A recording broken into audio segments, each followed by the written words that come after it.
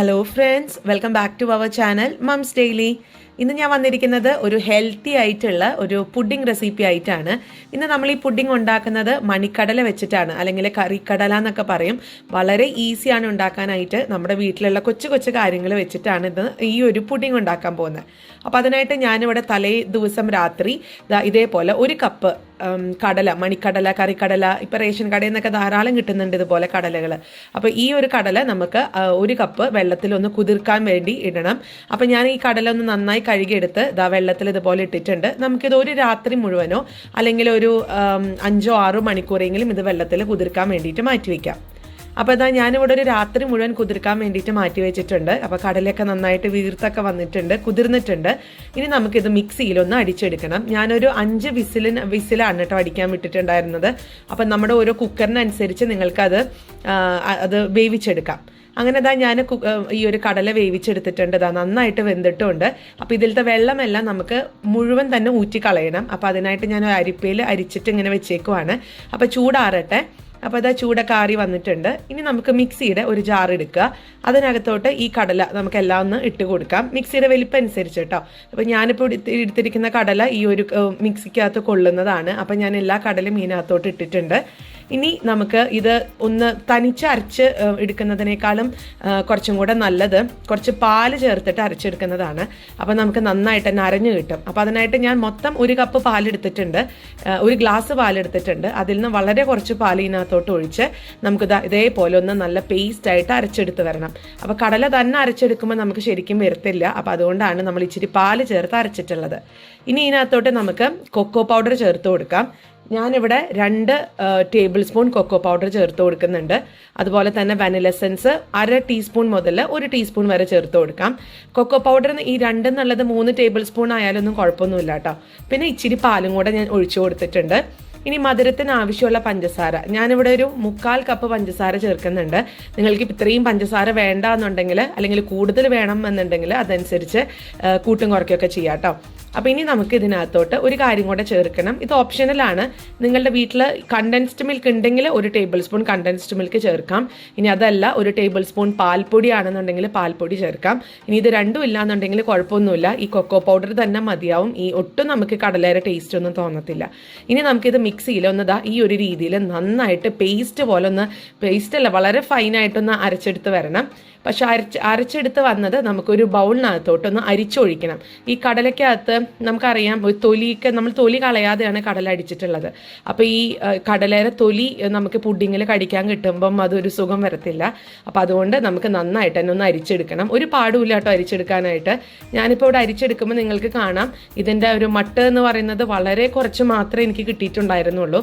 ബാക്കിയെല്ലാം ഈ ഒരു തൊലിയൊക്കെ ആണെങ്കിലും നമ്മൾ പാല് ചേർത്ത് മിക്സിയിൽ അടിച്ചതുകൊണ്ട് നല്ല ഫൈനായിട്ടാണ് എനിക്ക് അരച്ചെടുക്കാൻ പറ്റിയത്. അപ്പോൾ ഇപ്പം തന്നെ നല്ല കുറുകി ആയിട്ടുള്ള ഒരു കൺസിസ്റ്റൻസിയിലാണ് ഇരിക്കുന്നത്. ഇനി നമുക്ക് ഇതിലത്തെ ഒന്ന് അരിച്ച് ഒന്ന് എന്താ പറയുക, നല്ല ഈ മട്ടൊന്നും ഇല്ലാത്ത രീതിയിൽ, തരികളൊന്നും പെടാത്ത രീതിയിൽ ഒന്ന് അരിച്ചെടുക്കാം. അതുപോലെ മിക്സിക്കകത്തോട്ട് ഇച്ചിരിയും കൂടെ ബാക്കി ഉണ്ടായിരുന്നു. അപ്പോൾ അതും കൂടെ ഞാൻ ചേർത്ത് ഈ അരിപ്പയിൽ ഒഴിച്ചിട്ടുണ്ട്. കണ്ടോ, നിങ്ങൾക്ക് കാണാം ഒത്തിരി മട്ടൊന്നും നമുക്ക് കിട്ടിയിട്ടില്ല, വളരെ കുറച്ച് തരികൾ മാത്രമേ ഉള്ളൂ. അപ്പോൾ അതുകൊണ്ട് കുഴപ്പമൊന്നുമില്ല. അപ്പോൾ നമുക്കിത് ഇനി മാറ്റി വയ്ക്കാം. അപ്പോൾ ഇങ്ങനെയാണ് നമ്മുടെ ഒരു എന്താ പറയുക കൺസിസ്റ്റൻസി ഇരിക്കുന്നത്. ഇങ്ങനെയാണ് കേട്ടോ. ഇപ്പം തന്നെ നല്ല, ഞാൻ നേരത്തെ പറഞ്ഞ പോലെ ഇച്ചിരി കട്ടിയായിട്ടാണ് ഇരിക്കുന്നത്. അപ്പോൾ അതവിടെ ഇരിക്കട്ടെ. ഇനി നമുക്ക് ഈ ഒരു ഇതൊന്ന് കുറുകി കിട്ടാൻ വേണ്ടിയിട്ട് ഞാനിന്ന് ഇവിടെ കോൺഫ്ലവർ എടുത്തിട്ടുണ്ട്. അപ്പോൾ ഒരു കൊച്ചു ബൗൾ എടുക്കുക. അതിനകത്തോട്ട് 3 ടേബിൾ സ്പൂൺ കോൺഫ്ലവർ ആണ് ചേർത്ത് കൊടുക്കുന്നത്. നിങ്ങൾക്ക് കോൺഫ്ലവറിന് പകരം അരിപ്പൊടി ആണെങ്കിലും ചേർക്കാം.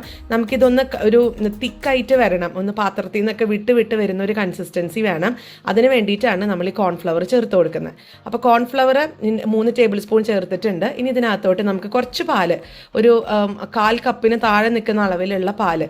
പിന്നെ പാല് ഞാൻ എടുത്തിട്ടുള്ളത് തിളപ്പിച്ച് ചൂടാറിയിട്ടുള്ള പാലാണ്, അല്ലാതെ തണുത്ത പാലല്ലാട്ടോ എടുത്തിരിക്കുന്നത്. അപ്പോൾ ചൂടാറിയിട്ടുള്ള പാല് ഇതിനകത്തോട്ട് ഒഴിച്ചു കൊടുക്കുന്നുണ്ട്. മിക്സിക്കകത്തോട്ട് നമ്മൾ ഒഴിച്ചു കൊടുത്തത് ചൂടാറിയിട്ടുള്ള പാൽ തന്നെയാണ്. അങ്ങനെ നന്നായി മിക്സ് ചെയ്ത് ഇതൊരു പാല് കണക്കിന് കണ്ടോ, വളരെ നല്ലൊരു ലിക്വിഡ് പോലെ നമുക്ക് കിട്ടും, ഈ നല്ല തരികളൊന്നും ഇല്ലാതെ.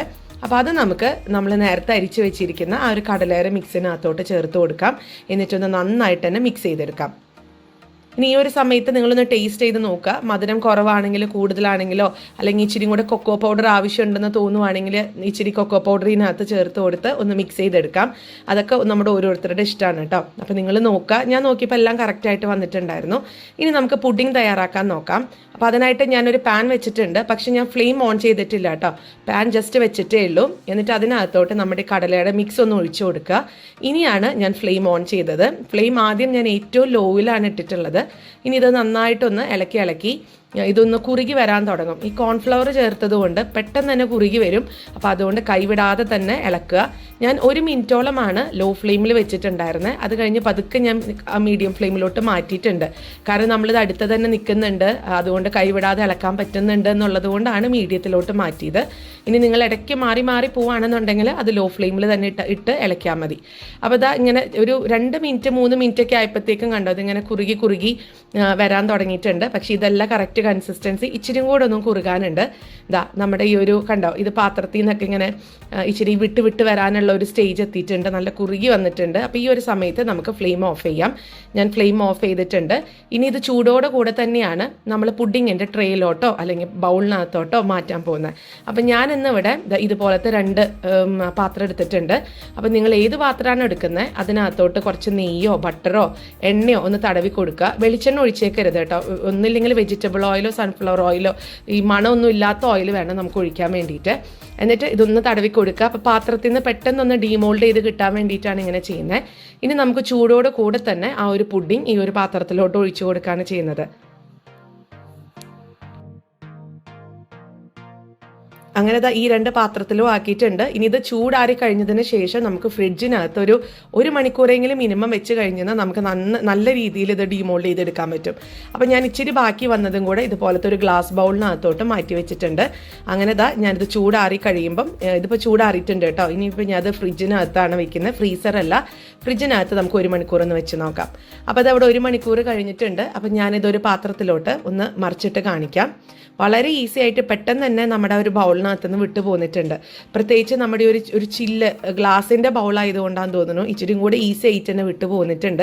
എണ്ണ കൂടെ നമ്മൾ തടവി കൊടുത്തതുകൊണ്ട്. അപ്പോൾ ഇതാ നമ്മുടെ സൂപ്പർ കടല കൊണ്ടുള്ള പുഡിംഗ് ഇവിടെ റെഡിയാണ്. വളരെ ടേസ്റ്റിയാണ്. നമ്മളിത് കഴിക്കുമ്പോൾ കടല വെച്ചിട്ടാണ് ഇത് ഉണ്ടാക്കിയതെന്ന് ഒരിക്കലും നമ്മൾ പറയത്തില്ല കേട്ടോ. അപ്പം ആ ഒരു ചോക്ലേറ്റിൻ്റെ ഒരു ഫ്ലേവറാണ് മുന്നിൽ നിൽക്കുന്നത്. അപ്പോൾ ഇനി ഇതിൻ്റെ മേലെ ഇച്ചിരി ഡെക്കറേഷനൊക്കെ ചെയ്യാൻ വേണ്ടി ഞാനൊരു ചെറി വെച്ച് കൊടുത്തിട്ടുണ്ട്. ഒരു പുതിനില ചെറുത് വെച്ചിട്ട് കൊടുത്തിട്ടുണ്ട്. ജസ്റ്റ് ആ ഒരു ഫോട്ടോയ്ക്ക് ഭംഗി കിട്ടാനൊക്കെ വേണ്ടിയിട്ടാണ്. ഇങ്ങനെ വേണമെന്ന് ഒരു നിർബന്ധമില്ല. ഇനി നിങ്ങൾക്ക് ഇച്ചിരി നട്ട്സ് ഒക്കെ ഇട്ട് കൊടുക്കാൻ ഇഷ്ടമാണെങ്കിൽ ഇതിൻ്റെ മേലെ അല്പം നട്ട്സ് ചേർത്ത് കൊടുക്കാം. അല്പം ബിസ്ക്കറ്റ് പൊടിച്ചിട്ട് ചേർത്ത് കൊടുക്കാം. അതൊക്കെ നമ്മുടെ ഓരോരുത്തരുടെ ഇഷ്ടത്തിനനുസരിച്ച് ചെയ്യാം. അപ്പോൾ ഇങ്ങനെയാണ് നമ്മുടെ പുഡിംഗ് ഇരിക്കുന്നത്. വളരെ സോഫ്റ്റ് ആയിട്ടുള്ള പുഡിംഗ് ആണ്.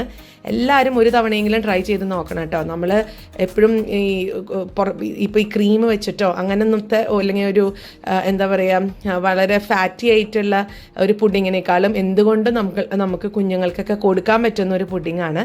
ഇനി നമ്മുടെ കുഞ്ഞ് ഗ്ലാസ്സിനകത്ത് 2 എണ്ണം ഞാൻ വെച്ചിട്ടുണ്ടായിരുന്നു. അതിലൊന്ന് മാത്രമേ നമുക്ക് സെറ്റായിട്ട് കിട്ടിയിട്ടുള്ളൂ. മറ്റേത് ഇപ്പോഴും കുറച്ചിങ്ങനെ ഒട്ടിപ്പിടിക്കുന്നത് പോലെ തോന്നി മേൽഭാഗം. അപ്പോൾ ഞാനത് ഫ്രിഡ്ജിനകത്ത് തന്നെ വെച്ചിട്ടുണ്ട്. പക്ഷേ ഇത് കറക്റ്റായിട്ട് കിട്ടിയിട്ടുണ്ട്.